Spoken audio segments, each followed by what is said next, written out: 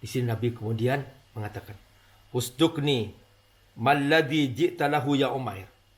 Jujurlah. Apa maksud kamu datang ke sini? Padahal dia maksudnya membunuh Nabi. Dia maksudnya membunuh Nabi. Ar-Rahman 'allamal Qur'an khalaqal insan 'allamahul bayan.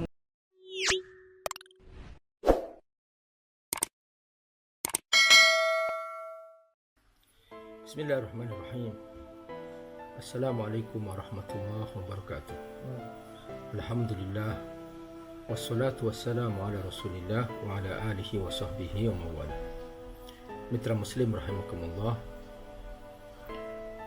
Seorang hamba hendaklah bersungguh-sungguh beriman kepada Allah Subhanahu wa taala. Begitu dia beriman, dia wajib menjaga imannya.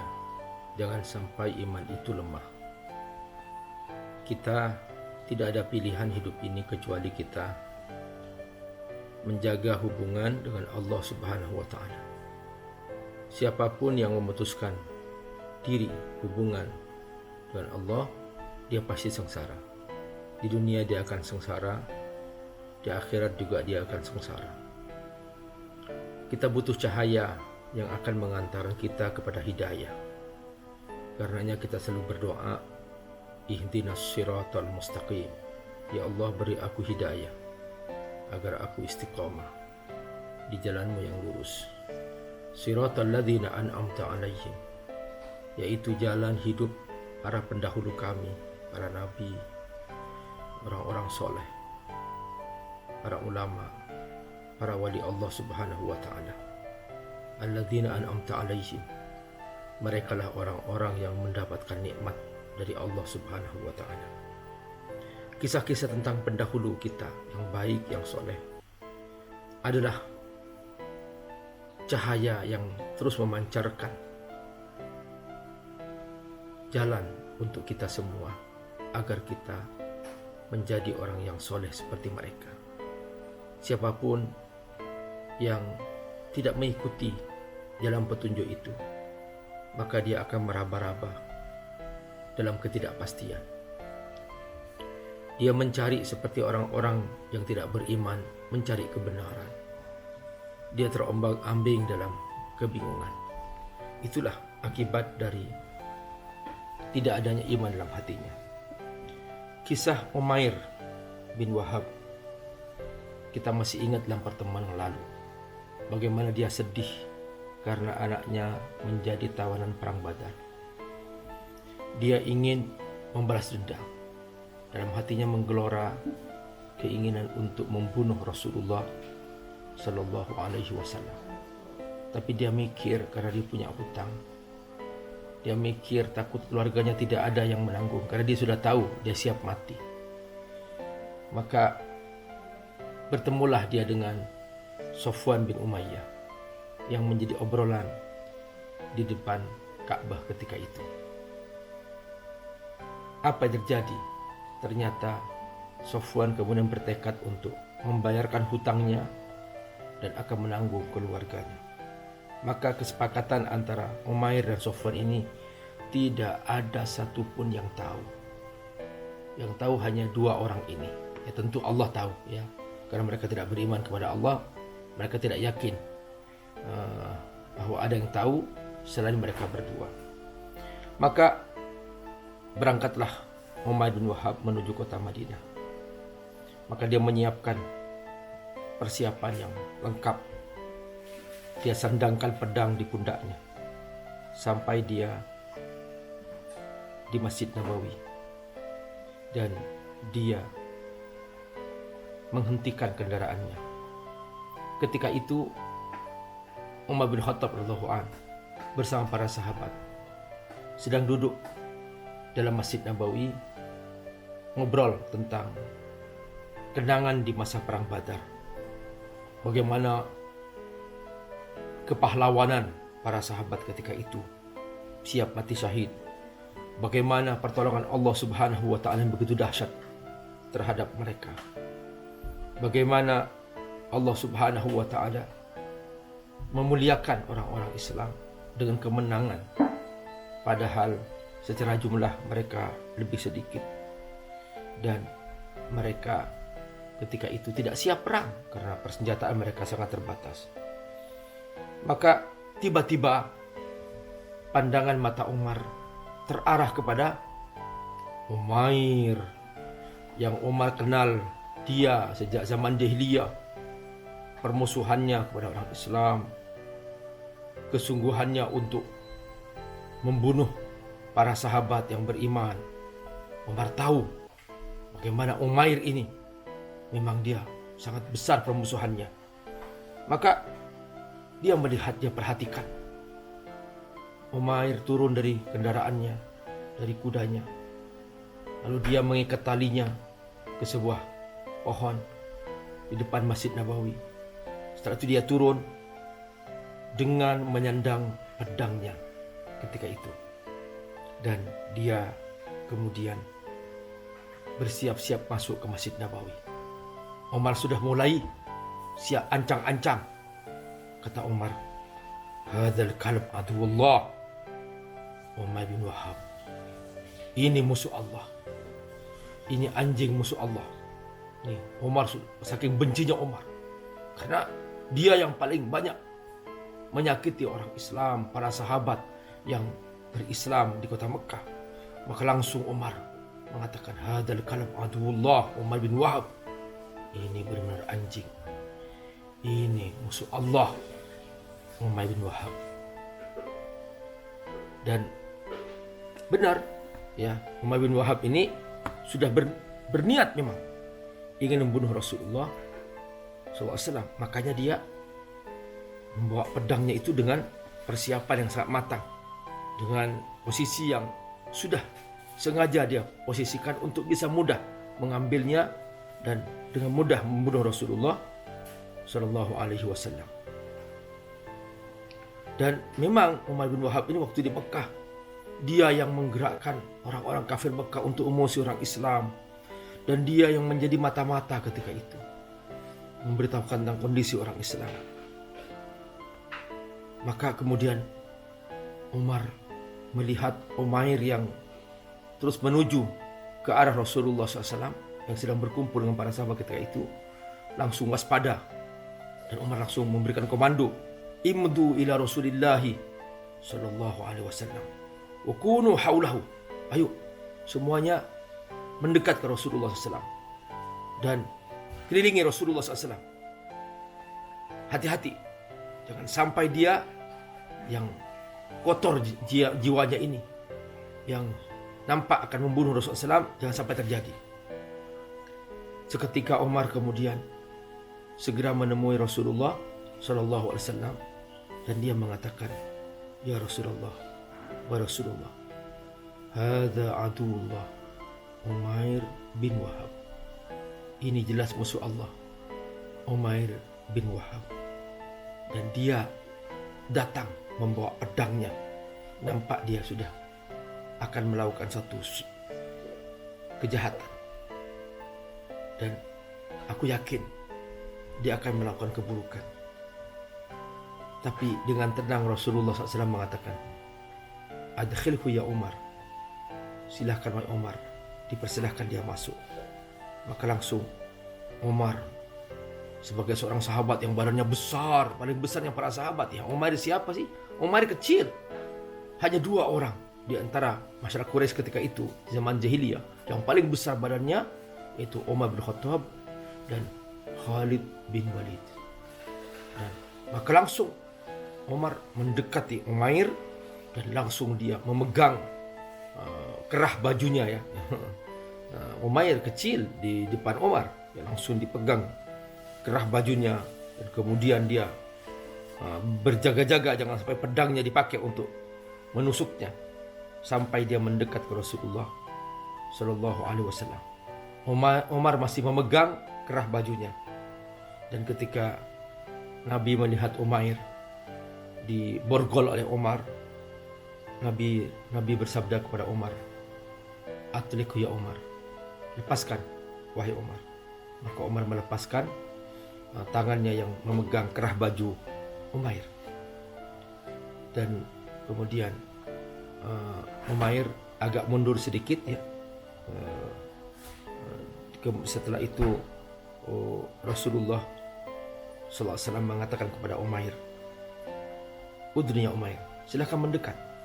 Masya Allah, Rasulullah dengan tenang ya. Perhatikan, Umair sudah bertekad membunuh Rasulullah SAW, malah Rasulullah SAW menyuruhnya mendekat.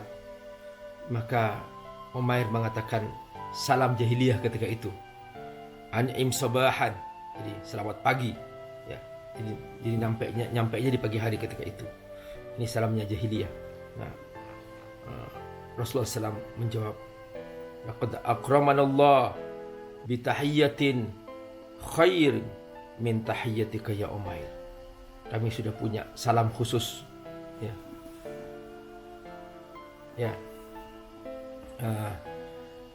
Laqad akramanallah bitahiyyatin khairin min tahiyyatika ya Umair. Kami telah mendapatkan ucapan salam lebih baik daripada salammu wahai Umair. Dan kami telah dimuliakan oleh Allah dengan Islam, dan kami punya salam khusus. Maka kemudian Umair mengatakan, "Kami, ya tidak jauhlah, tidak bedalah," kata Umair. "Wallahi ma antai ba'id an tahiyyatina." Ya mirip-miriplah salam kita dengan salam engkau wahai Rasul. Di sini kemudian Umair mengatakan keinginannya. Ya. Nabi setelah bertanya, "Untuk apa kamu datang, wahai Umair?" Kata Umair, "Aku datang untuk memohon agar para tawanan perang Badar dilepaskan." Lalu kata Nabi, "Fama balus saif alladhi fi unuqika?" Apa maksud dengan pedang kamu itu yang kau gantungkan di leher kamu itu? Umair mengatakan, "Ya qabbah Allah minas suyuf." Ya ini sekedar ya bawa aja lah, kata Umair. Nah, jangan-jangan kamu masih terkenal dengan perang Badar, kata Nabi. Di sini Nabi kemudian mengatakan, "Usdukni malladhi ji'ta lahu ya Umair." Jujurlah. Apa maksud kamu datang ke sini? Padahal dia maksudnya membunuh Nabi. Dia maksudnya membunuh Nabi. Nabi sekarang menagih karena Nabi tahu dari wahyu. Maka kemudian di sini, "Usdukni malladhi ji'ta lahu ya Umair." Katakan dengan jujur, apa yang buat kamu datang ke sini? Kata Umair, dia berbohong. "Aku datang untuk itu, untuk tawanan," gitu. Di sini kemudian Nabi menceritakan obrolan dia dengan Safwan bin Umayyah di depan Ka'bah. "Bal qa'atta anta," kamu sudah sedang duduk kan di depan Ka'bah bersama Safwan bin Umayyah, indal Hijr, posisi kamu dekat dengan Hijr Ismail, dan kamu sedang mengenang tentang perang Badar, dan kamu sedang mengenang tentang berbagai macam korban terjadi perang Badar.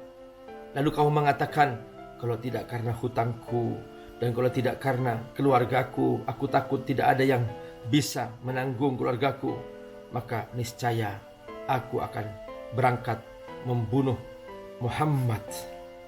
Lalu kemudian Safwan mengatakan, "Wahai Umair, tenang, aku akan bayar hutangmu dan aku akan menanggung keluargamu." Lalu kamu berangkat ke sini kan? Di sini kemudian Umair terkaget-kaget. Tidak ada yang tahu.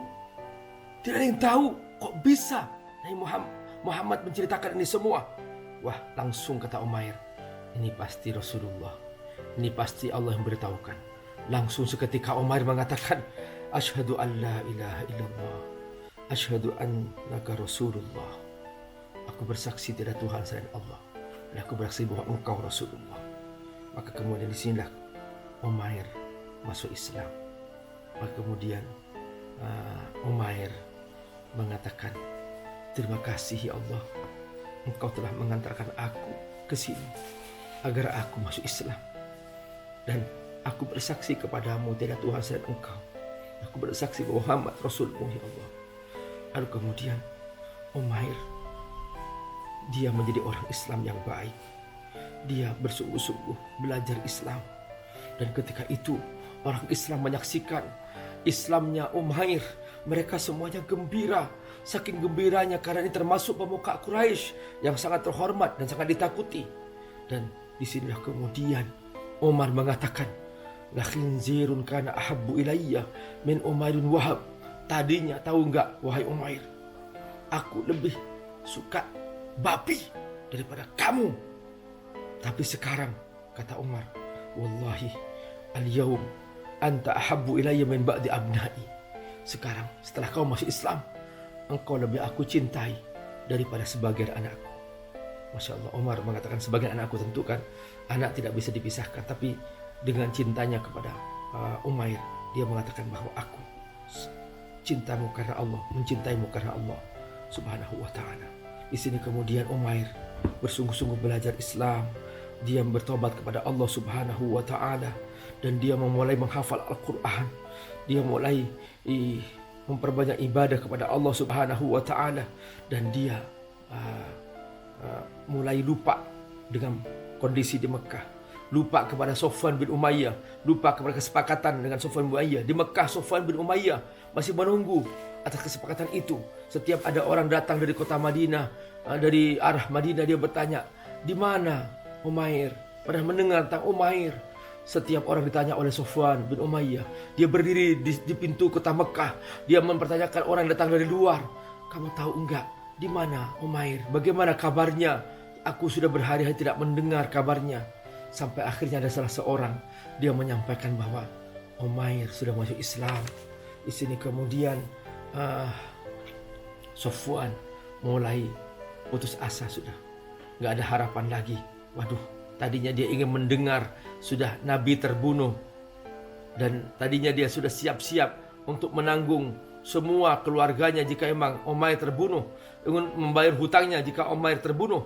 Dan ternyata Umair sudah, setelah belajar Islam, setelah dia menguasai pelajaran-pelajaran tentang Islam, di sini Umair minta izin ke Rasulullah SAW. Wahai Rasul, izinkan aku datang ke kota Mekah untuk berdakwah, membawa cahaya Islam.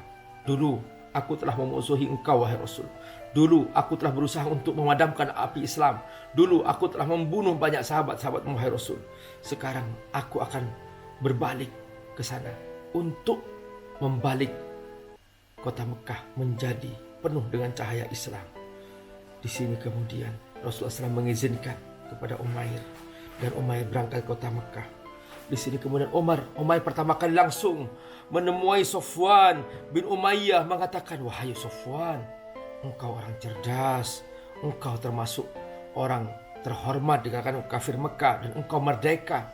Kenapa kamu tidak masuk Islam? Saatnya kamu Islam. Adapun aku, wa amma ana fa asyhadu an la ilaha illallah wa anna Muhammad Rasulullah. Aku sudah masuk Islam. Di sini kemudian Umair terus berdakwah kepada rumah ke rumah, orang per orang, sampai akhirnya banyak di kota Mekah orang yang masuk Islam.